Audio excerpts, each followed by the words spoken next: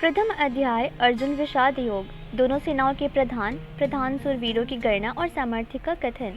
धृतराष्ट्र बोले, हे संजय, धर्म भूमि कुरुक्षेत्र में एकत्रित युद्ध की इच्छा वाले मेरे पांडवों के पुत्रों ने क्या किया? संजय बोले, उस समय राजा दुर्योधन ने विरोचनायुक्त पांडवों की सेनाओं को देखकर और द्रोणाचार्य के पास जाकर यह वचन कहा, हे आचार्य, आपके बुद्धिमान शिष्य द्रुपद पुत्र धृष्टद्युम्न के द्वारा विहुकार खड़ी की हुई पांडव पुत्रों की इस बड़ी भारी सेना को देखिए। इस सेना में बड़े बड़े धनुष वाले तथा युद्ध में भीम और अर्जुन के समान सुरवीर सात्विक और विराट तथा महारथी राजा द्रुपद, धृष्टकेतु और चेकितान तथा बलवान काशीराज, पुरोजित, कुंती भोजन मनुष्य में श्रेष्ठ सैभ्य, पराक्रमी युद्धामन्यु तथा बलवान उत्तमौजा, सुभद्रा पुत्र अभिमन्यु और द्रौपदी के पांचों पुत्र ये भी महारथी हैं। हे ब्रह्मश्रेष्ठ, अपने पक्ष में भी जो प्रधान है उनको आप समझ लीजिए।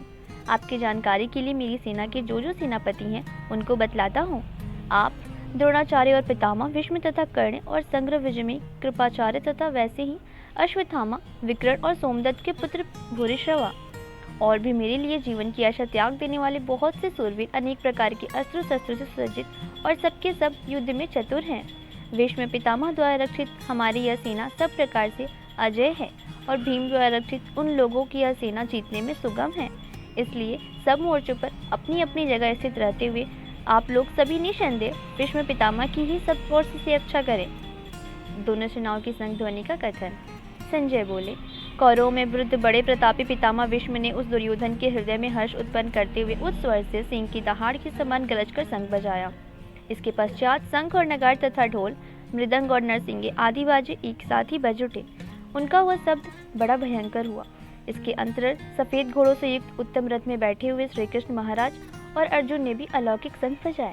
श्री कृष्ण महाराज ने पांचजन्य नामक, अर्जुन ने देवतक नामक और भयानक कर्म वाले भीमसेन ने पांडव नामक महाशंख बजाया। कुंती पुत्र राजा युधिष्ठिर ने अत्यंत विजयी नामक और नकुल तथा महादेव ने सुघोष और महेश्वर पुष्प नामक शंख बजाए।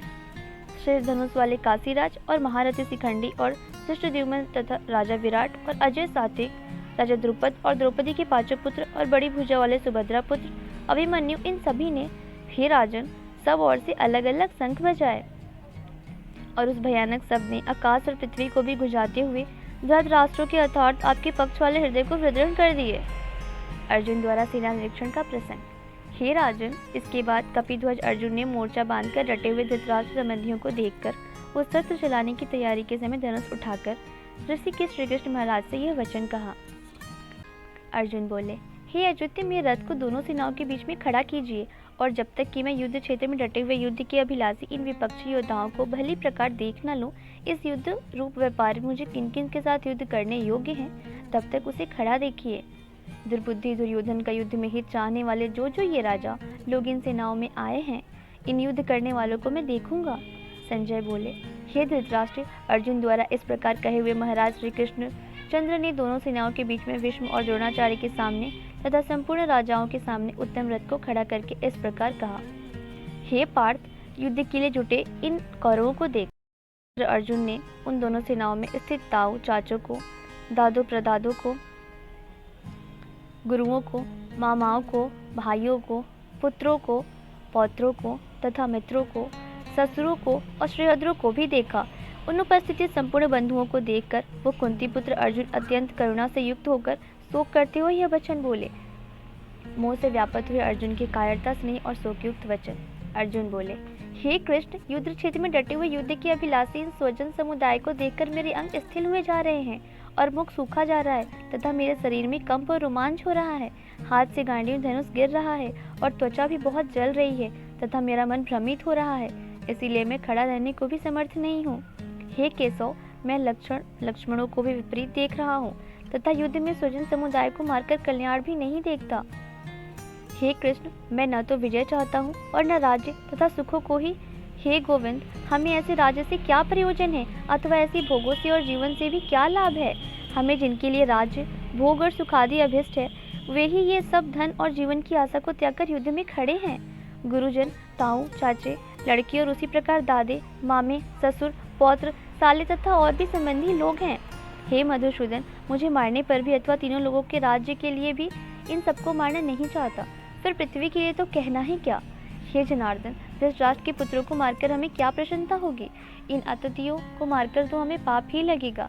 अतएव हे माधव, अपने ही बांधव धृतराष्ट्र के पुत्रों को मारने के लिए हम योग्य नहीं हैं, क्योंकि अपने ही कुटुंब को मारकर हम कैसे खुशी हो सकते हैं? यद्यपि लोभ से भ्रष्टचित्त हुए ये लोग कुल के नाश से उत्पन्न दोष को और मित्र से विरोध करने में पाप को नहीं देखते, तो भी हे जनार्दन, कुल के नाश से उत्पन्न दोष को जानने वाले हम लोगों के लिए इस पाप से हटने के लिए क्यों नहीं विचार करना चाहिए? कुल के नाश से सनातन कुल धर्म नष्ट हो जाते हैं। धर्म के नाश हो जाने पर संपूर्ण कुल में पाप भी बहुत फैल जाता है। हे कृष्ण, पाप के अधिक बढ़ जाने से कुल स्त्रियों अत्यंत दूषित हो जाती हैं, और हे वाष्ण, स्त्रियों के दूषित हो जाने पर वर्ण संकर उत्पन्न होता है। वर्ण संकर कुलघातियों और कुल को नरक में ले जाने के लिए ही होता है। लुप्त हुई पिंड और जल की क्रिया वाले अर्थात श्राद्ध और तर्पण से वंचित इनके पीतर लोग भी अधोगति को प्राप्त होते हैं। इन वर्ण संक्रात्मक दोषों की कुलघातियों के सनातन कुल धर्म और जाति धर्म नष्ट हो जाते हैं। हे जनार्दन, जिनका कुल धर्म नष्ट हो गया है, ऐसे मनुष्य का अनिश्चित काल तक नरक में वास होता है, ऐसा हम सुनते आए हैं। हाँ, सो हम लोग बुद्धिमान होकर भी महान पाप करने को तैयार हो गए हैं, जो राज्य और सुख के लोग से स्वजनों को मारने के लिए उद्धत हो गए हैं। यदि मुझ शस्त्र रहित और सामना न करने वाले को शस्त्र हाथ में लिए धृतराष्ट्र के पुत्र रण को मार डाले, वो मारना भी मेरे लिए अधिक कल्याणकारक होगा। संजय बोले, रणभूमि में शोक के उद्यमी मन वाले अर्जुन इस प्रकार कहकर वार सहित धनुष को त्याग कर रथ के पिछले भाग में बैठ गए। और इस प्रकार उपनिषद, ब्रह्म विद्या तथा योग शास्त्र रूप श्रीमद् भगवद गीता के श्री कृष्ण अर्जुन संवाद में अर्जुन विषाणु देव नामक प्रथम अध्याय संपूर्ण हुआ।